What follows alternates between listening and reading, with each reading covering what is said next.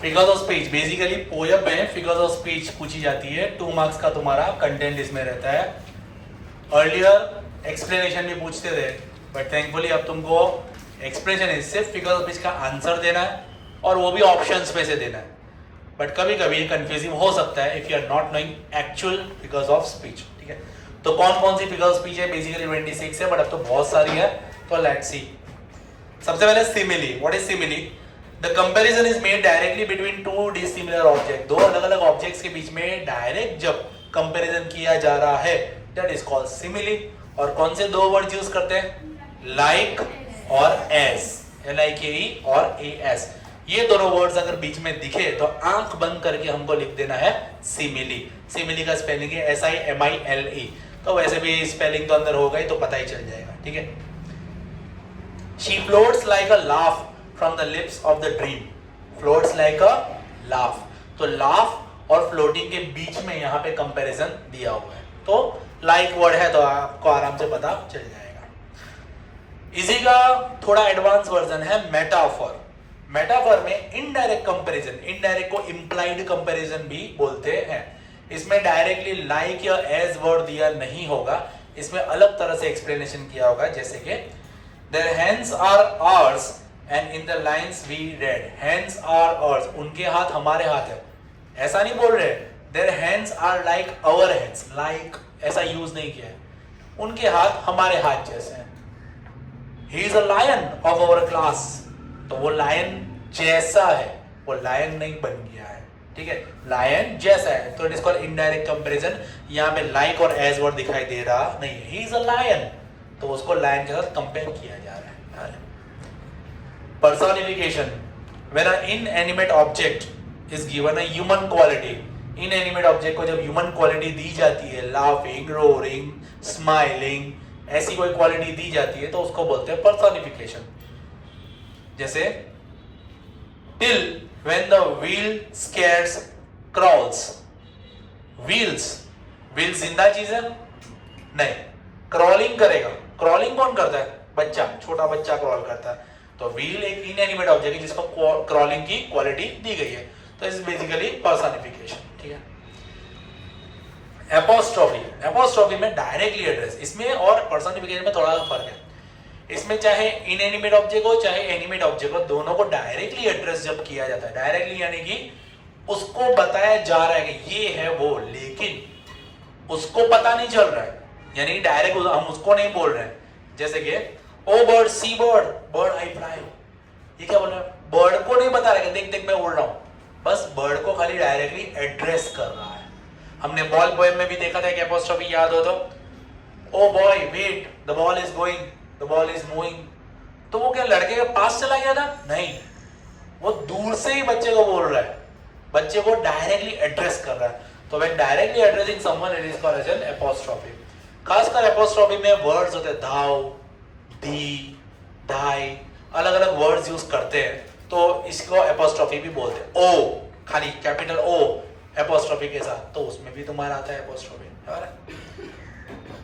Alliteration, repetition बताइए। Alliteration यानी कि कॉन्सोनेंट साउंड जो है ए ई आई ओ यू को छोड़ के जो साउंड रिपीट करता है, स्टार्टिंग लेटर जो होता है, तो उसको बोलते हैं एलिट्रेशन, स्टार्टिंग लेटर। जैसे कि the banyan tree trunk had a circumference of 50 feet। 50 feet tree trunk, T repeat कर रहा है ना यहाँ पे, तो इसको बोलते हैं अपने एलिट्रेशन। रिपीटिशन पता ही है, पूरे के पूरे वर्ड्स रिपीट करना, उसको बोलते हैं रिपीटिशन।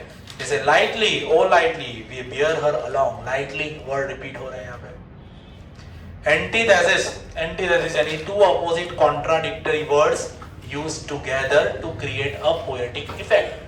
दो अपोजिट वर्ड यूज करते हैं, लेकिन बीच में कुछ ना कुछ होगा, साथ में नहीं होंगे, बीच में कोई ना कोई कंजक्शन, कनेक्टिव कुछ भी होगा, जैसे up and down, to and fro, इस टाइप के। तो अपोजिट वर्ड्स होते हैं इसमें, ब्लैक एंड व्हाइट ऐसा।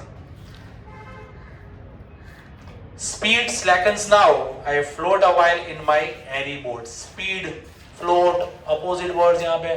स्पीड में भाग भी रहा है और फ्लोट भी कर रहा है, रुका भी है और फ्लोट भी कर रहा है, इस तरह से।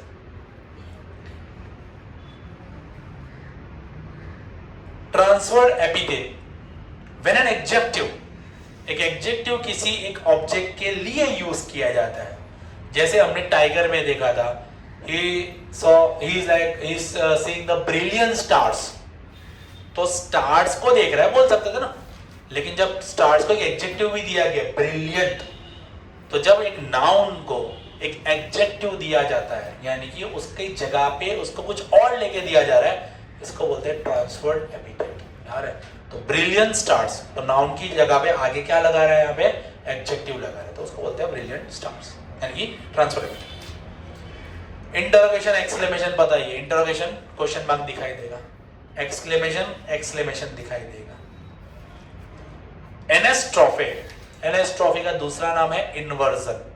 एनेस्ट्रोफे में वर्ड्स को जंबल किया जाता है, the words are jumbled to create a poetic effect. जैसे कि अगर if strolling forth a beast you see, अपने उसमें ना वाइल्ड बने में आप आगे बढ़ रहे हो, अचानक आपने बीस्ट देख लिया, बट ये लाइन देखो, if strolling forth a beast you see, a beast you see, if you are strolling forth, ऐसा होना चाहिए था ना, एक लाइन में फ्लो में जाना चाहिए, बट नहीं, पोएट्स को orders of the words change करने में मजा आता है। तो जब orders of the words change है, जंबल्ड अप है, तो इस फिगर स्पीच को बोलते हैं एपोस्ट्रोफी, सॉरी एनेस्ट्रोफी या तो फिर इन्वर्जन। ठीक है, internal rhyme, same words repeating हो रहे हैं, same words in the sense rhyming words repeat हो रहे हैं। जैसे स्मॉल फीट्स वर पैटरिंग, वुडन शूज क्लैटरिंग, पैटरिंग क्लैटरिंग, इस टाइप से। अब जरूरी नहीं है कि तुम्हारे एंडिंग वर्ड्स ही रिपीट कर रहे, बीच के भी वर्ड्स हो सकते हैं रिपीट होते हुए, या repeat in the sense rhyming में हो सकते हैं। यूफेमिज्म बहुत कम है, मरने की बात को नॉर्मल माइल्ड वे में जब बोला गया हो, the death is spoken in a mild way, he passes away like a dream. Passes away को ऐसे माइल्ड बोल रहे हैं जैसे कि भाई मरना तो रोज का काम है, तो ऐसा नहीं है, मरने की बात को जब माइल्ड वे में बोला जा रहा है तो उसको बोलते हैं यूफेमिज्म। जैसे कि is earth like this in which we shall all lie, lie यानी कि क्या ये ऐसा ही अर्थ है जिसमें हम लोग सब गड़ने वाले हैं, हम मरने की बात कर रहे हैं, तो ऐसे ही नॉर्मल बोल रहे हैं कि ये अर्थ है जिसमें हम लोग मरने वाले हैं। तो एक माइल्ड वे में जब डेथ को बोला जाता है तो उसको बोलते हैं यूफेमिज्म। टॉटोलॉजी बहुत कम देखी गई है, बट है अपने भी चैप्टर्स में, आई मीन पोएम्स में। Synonymous, unnecessary words are used to create a poetic effect.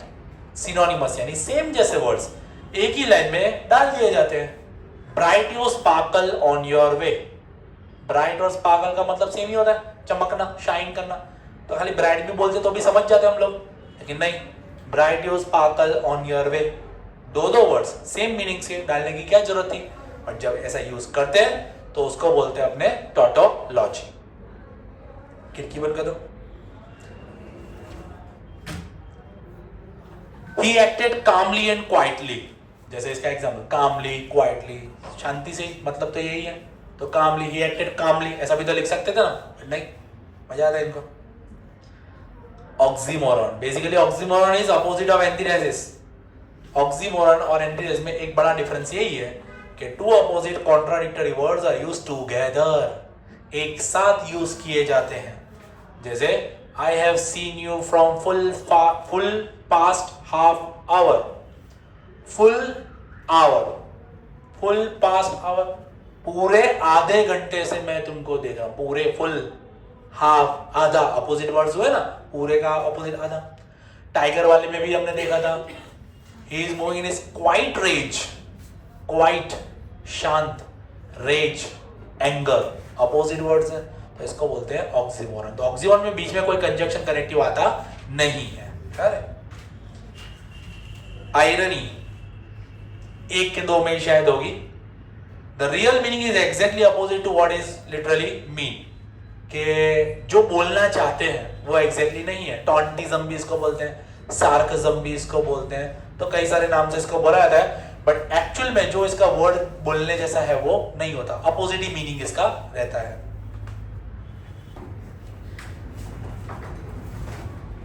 Epigram and paradox, पहले पैराडॉक्स, हिडन ट्रूथ, जब किसी सेंटेंस में कोई लाइफ की सच्चाई होती है, हिडन ट्रूथ, इसको बोलते हैं paradoxical statement. And same paradoxical statement when uttered with a surprise, कि इसी सेंटेंस में हाँ हिडन ट्रूथ तो है, पता है, तो इट्स अ पैराडॉक्स। लेकिन उसको जब सरप्राइज से बोला जाता है या सरप्राइज एलिमेंट ऐड कर दिया जाता है तब आता है एपिग्राम। बराबर है? तो क्या है इसमें देखते हैं। Shape without form, shape without colour, shape without form. कोई चीज जब आप मूर्ति बनाते हो तो उसका एक पर्टिकुलर फॉर्मेट होता है, उसका एक शक्ल ढालनी पड़ती है उसमें। शेड विदाउट कलर, और अगर आप उसको कलर नहीं दोगे, कोई मूर्ति हो उसको कलर नहीं दोगे तो कैसी लगेगी, एकदम बेजान सी लगती है ना। तो shape without form and shade without colour, सुनने में लगता है तो कैसा है, बट सही बात है। आप जब कोई आप एक ड्राइंग बना लो, खाली ड्राइंग में बॉर्डर बना के हो जाएगा आपका काम? नहीं, अंदर को आपका डिजाइन वगैरह जो भी आप कंस्ट्रक्ट कर रहे हो, जो भी बना रहे हो, उसका डिजाइन तो बनाना पड़ेगा ना। अब खाली डिजाइन बना देने से पता नहीं चलता। सपोज कि आप एक आर्किटेक्ट हो, तो आर्किटेक्ट हो तो डिजाइन को 3D में बनाना पड़ेगा आपको। 3D में बनाओगे, उसको शेड दोगे, कलर दोगे, सीढ़ियां कौन सी है, लिफ्ट कौन सी है, ये सब आपको बताना पड़ेगा ना। That you need to mention separately. Basically इसका मतलब ये है। तो कहने को लाइन ऐसा लगता है कि नहीं, बट हाँ it's a hidden truth of the life. सही बात है ये। The old age is the second childhood. बुढ़ापा एक दूसरा बचपन है। पहले लगेगा क्या बात कर रहे हैं, अब तो बूढ़े हो गए, अब क्या बचपन। और आप नोटिस करो, जब बूढ़े लोग होते हैं तो उनकी हरकतें थोड़ी बच्चों ऐसी नहीं हो जाती है, जिद करते हैं बार बार कोई ना कोई चीज होगा जैसे बच्चे करते हैं। तो it's a paradoxical statement, hidden truth, but with a surprising. हाँ सही है ये तो when an hidden truth acted upon by surprise, it is called as an epigram. Metonymy बहुत फ्रीक्वेंट है, बहुत सारे चैप्टर पहले में ये हेमलॉक वाले में याद हो तो when a noun is attributed to something else related to it, एक नाउन किसी और की जगह यूज किया हो, जैसे हमने यहाँ पे क्रो की जगह क्या यूज किया था, सैडनेस, एक इविल चीज देखी थी ना। हेमलॉक के लिए भी सेम हमने इविल चीज नोटिस की थी। यहाँ पे सिंबोलिज्म भी इसको बोलते हैं, मेटोनॉमी को सिंबोलिज्म भी बोलते हैं। तो ये चीज है। सिनेक्डॉक सबसे इजीएस्ट है। Synecdoche part of the body is use, hand, nose, eyes, heart, soul. अगर part of the body use कर रहे तो उसको बोलते हैं अपने synecdoche. Climax and anti climax. Climax anti climax generally आया ही नहीं है एक भी पोएम में, एक आध दो शायद होगा तो याद नहीं मुझे। क्लाइमैक्स जब नीचे से ऊपर चढ़ रहा है इंक्रीजिंग ऑर्डर में, कोई स्टेप बाय स्टेप इंक्रीज हो रहा है तो उसको बोलते हैं क्लाइमैक्स। यानी क्लाइमैक्स की तरफ जाते, जैसे पिक्चर चालू होते खत्म होती है ना, वैसे। A bird had grown blossom. A blossom is now fruit. एक छोटा सा बर्ड, अब वो खिल रहा है, अब खिल के क्या बन गया है, फूल। स्टेप बाय स्टेप इंक्रीमेंट हुआ, इसको बोलते हैं climax. Insects and birds begin to leave the tree. पहले इंसेक्ट्स और बर्ड्स कहाँ रहते थे, ट्री में। बिगिन टू लिव, धीरे धीरे वो बढ़ रहे हैं, कहाँ जा रहे हैं, आउटर वर्ल्ड में बढ़ रहे हैं। तो आगे बढ़ रहा है ना, इंक्रीजिंग ऑर्डर में कोई चीज आगे जा रही है, this is called as an climax.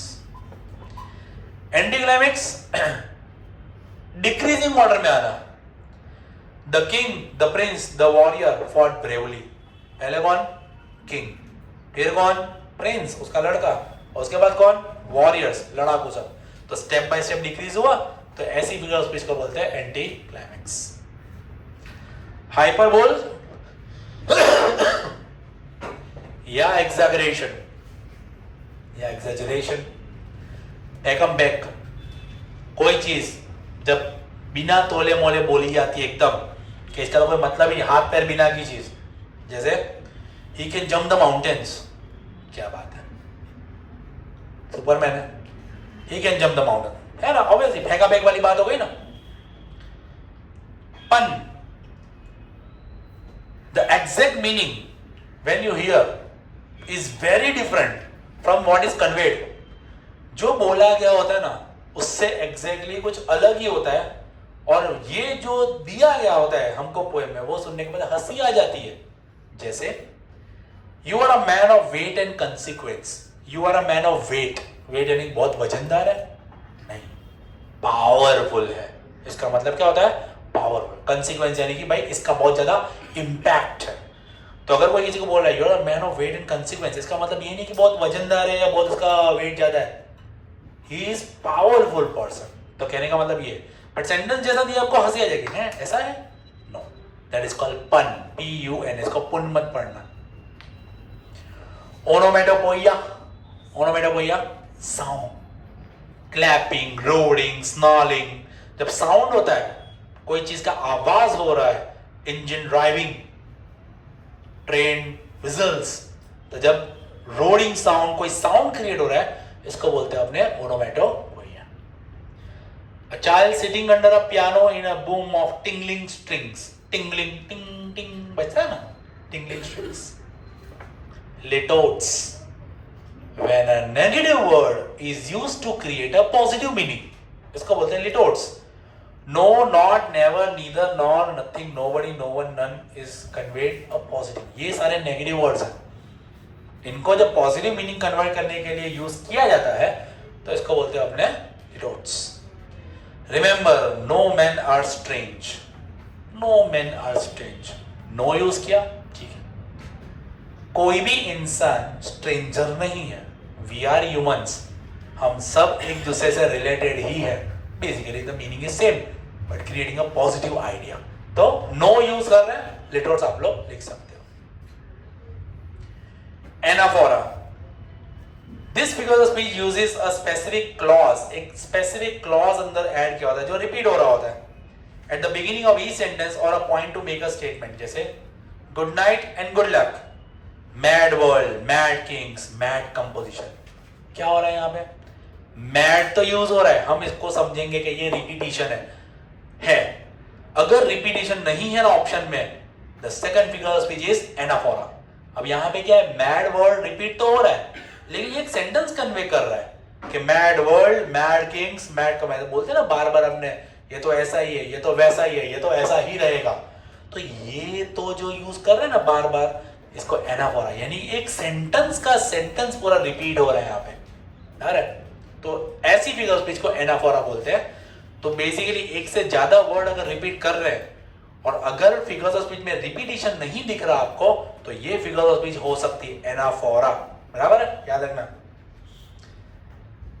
And last one, assonance. Assonance में वोवेल साउंड रिपीट करता है, एलिट्रेशन में कॉन्सोनेंट रिपीट करता है, एसोनेंस में वोवेल रिपीट करता है। दूसरा, एलिट्रेशन में स्टार्टिंग लेटर रिपीट करता है, एसोनेंस में बीच के कोई वोवेल रिपीट कर रहे हो सकते हैं। जैसे go slow over the road, go का ओ, स्लो में ओ, ओवर द रोड में ओ, वोवेल है, बीच बीच में वर्ड्स हैं तो वो लेटर्स है। बीच बीच के लेटर्स अगर रिपीट कर रहे हैं या वोवेल रिपीट साउंड हो रहा है, दैट इज कॉल्ड एसोनेंस। अरे तो बेसिकली तुम्हारी इतनी फिगर्स ऑफ स्पीच है, इन सारी फिगर्स ऑफ स्पीच में से जो थोड़ी बहुत इधर उधर हो सकती है ना, तो ट्रांसफर, एपिटेट, मेटानिमी, मेटानिमी भी एक्चुअली सिंपल है, किसी और की जगह कोई और नाउन यूज करते तो वो है। तो बाकी सारी फिगर्स भी बहुत ज्यादा इजी टू अंडरस्टैंड है, बट सबसे मेन तरीका यही है कि आपको पोयम का पूरा थीम पता होना चाहिए। जब पोएम एक्सप्लेन की जाती है या पोएम जब आपने देखी है, नेक्स्ट टाइम जब आप पोएम रिपीट भी करो तो पूरी की पूरी पोएम समझना। अगर समझोगे ना तो आपको पता चलेगा कि इसमें इसको इस तरह से कंपेयर किया गया है, इसको यहाँ पे इस तरह का एडजेक्टिव दिया गया है, तो आपको तब एकदम अच्छे से पता चल जाएगा। तो पोएम समझना जरूरी है। ऑब्वियसली तुम्हारी फिगर्स विद नॉन पोएम से ही आने वाली है, तो it is better to understand poem first, पहले समझो और उसके बाद फिगर्स भी तुम्हारे लिए इजी हो जाए। खाली फिगर्स भी को रट्टा नहीं मानना है, पहले पूरी समरी समझो, पूरा चैप्टर आई मीन जो पोएम है उसको समझो और उसके बाद तुम लोग फिगर स्पीच पे जाने का। फिगर स्पीच बिना पोएम पढ़े आने नहीं वाली है।